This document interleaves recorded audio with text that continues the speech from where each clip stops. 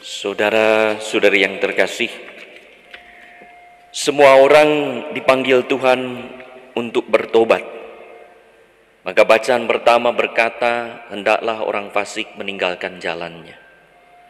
Dan untuk ikut serta membangun kerajaan Allah di dunia, agar menjadi tempat yang aman dan nyaman bagi setiap orang. Namun tidak semua orang mempunyai tanggapan yang sama. Ada yang lambat, ada yang cepat. Baik yang cepat tanggap maupun yang datang terlambat menjawab panggilan Tuhan akan diberi berkat yang memadai berdasarkan kemurahan Allah. Asalkan orang itu sungguh beriman dan berkomitmen. Ia memberi berkat kepada siapa saja yang menanggapi panggilannya. Justru kadang kita menuduh Allah bersikap tak adil karena memberi berkat pada sesama yang kita anggap tidak layak. Keadilan Allah adalah kemurahan hatinya yang dilandasi kasih pada setiap orang. Saudara-saudari yang terkasih, ada ilustrasi. Ada seorang yang baru dibaptis, kemudian aktif dan terlibat dalam berbagai pelayanan di gereja, menunjukkan buah dari imannya dan komitmennya pada gereja. Belum 3 tahun, ia dipilih menjadi wakil DPP.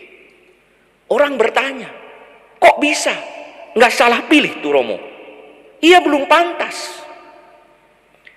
Orang kadang iri akan perkembangan iman seseorang. Orang kadang tak senang melihat kehebatan temannya. Orang kadang iri pada kesuksesan saudaranya. Harusnya saya kan yang berhasil karena saya lebih dahulu aktif. Saya lebih dahulu berjuang. Saya lebih dahulu berusaha. Coba, apa jasa orang itu? Apa sejarahnya? Itulah deretan pertanyaan dengki, mentalitas Farisi yang merasa risih karena Yesus menerima orang berdosa. Saudara-saudari yang terkasih, dalam Injil Yesus mau menjawab mereka yang menuduh dirinya berbuat tidak benar atau tidak adil karena menerima dan menyelamatkan orang berdosa. Pemungut cukai, pelacur, dan orang berdosa lain. Ahli Taurat dan kaum Farisi merasa sebagai kelompok yang paling berhak masuk kerajaan Allah dan berhak menerima rahmat lebih daripada yang lain. Karena mereka telah percaya dan mengikuti Allah sejak kecil, serta mengikuti tradisi nenek moyang sejak dahulu. Mentalitas mereka adalah pamrih. Saya memberi, berbuat sesuatu pada Allah supaya saya diberi dan mendapat sesuatu dari Allah.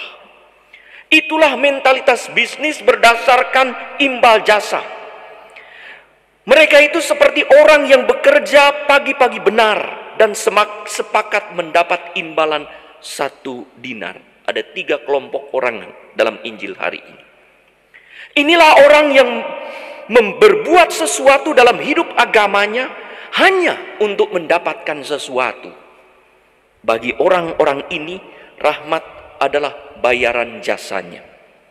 Sepertinya kerajaan Allah yang diwartakan oleh Yesus adalah sebuah perusahaan bisnis yang ditentukan oleh lamanya jam kerja, tidak dilandasi oleh sikap percaya dan belas kasih, tetapi ditandai oleh surat kontrak legalistis.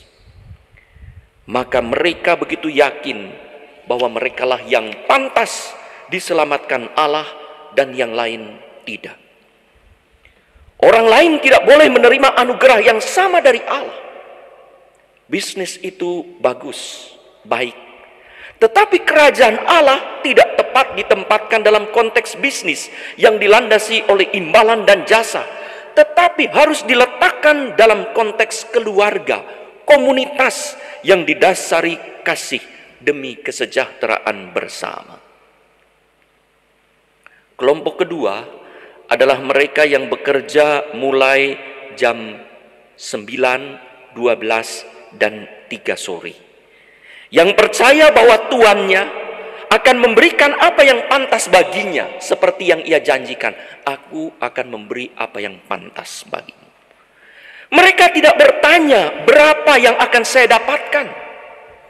Itulah tipe orang yang percaya mengikuti Allah tanpa bertanya apa yang saya dapatkan, tetapi yakin bahwa Allah tidak ingkar janji. Allah akan memberi apa yang pantas untuk hidupnya. Kelompok ketiga adalah mereka yang bekerja pada jam 5 sore, hanya 1 jam saja, yang tidak dijanjikan apapun oleh tuannya. Tetapi ia pergi bekerja dan yakin bahwa tuannya akan menghargai apa yang dilakukannya dan akan memberi apa yang dibutuhkannya. Mereka adalah orang yang mengikuti Allah dengan penuh iman, tidak peduli apakah mereka akan mendapatkan sesuatu atau tidak. Yang penting bersyukur kepada Allah bahwa boleh berkarya di ladang Allah, yaitu berpartisipasi dalam kerajaan Allah. Mereka percaya bahwa Allah akan mencukupi hidup mereka, karena Allah itu murah hati. Kemurahan hati Allah ini ditanggapi sebagai ketidakadilan oleh kelompok pertama yang bekerja pada jam 6 pagi, bukan karena mereka mendapat 1 dinar, tetapi karena yang lain mendapat 1 dinar. Seharusnya yang lain itu kurang dari 1 dinar. Kalau yang lain mendapat 1 dinar, saya harus lebih dari 1 dinar. Maka ia berharap mendapat 12 dinar, 11 atau 12 dinar. Mereka tidak rela kelompok satu ini melihat orang lain pun bisa makan, sejahtera, bahagia. Gaji 1 dinar dalam kebudayaan Yahudi itu untuk mencukupi gaji makan 1 keluarga lebih daripada cukup 1 hari itu. Dan menurut Taurat, jangan menahan gaji sampai matahari terbenam. Maka setiap hari gaji itu harian dan diberi pada sore hari. Jadi memberi berkat 1 hari cukup untuk 1 keluarga, bahkan lebih. Mereka tak rela melihat orang lain mendapat berkat yang sama dan Allah menyelamatkannya.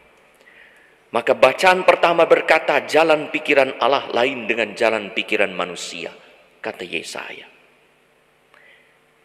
Paulus dalam bacaan kedua, hendaklah hidupmu berpadanan dengan Injil.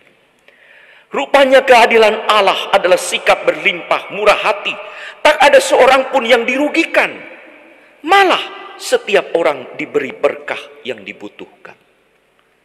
Saudara-saudari yang terkasih, biasanya sebelum masa Covid, orang yang ke gereja itu lain-lain. Pada awal misa agak sepi, tengah mulai rame, hampir komuni penuh kemana-mana. Ada yang datang pagi hari sebelum pintu dibuka, ada yang datang tepat waktu imam berjalan, ada yang datang waktu bacaan, ada yang datang setelah persembahan, ada yang datang setelah setelah Bapa kami. Waktu komuni mereka mendapat 1 komuni sama. Tidak, kamu datang setengah ya, sore terlambat. Tidak, semua mendapat berkat yang sama. Dan itulah di hadapan Allah. Ketika orang mempunyai komitmen dan iman mencari Allah dan berharap kepada Allah, mendapat hal yang sama. Lalu apakah kita iri hati? Romo, kenapa dia diberi 1? Dia harusnya 1/4 karena datangnya sangat terlambat. Saudara-saudari yang terkasih, iri hatikah kita karena Allah murah hati terhadap sesama?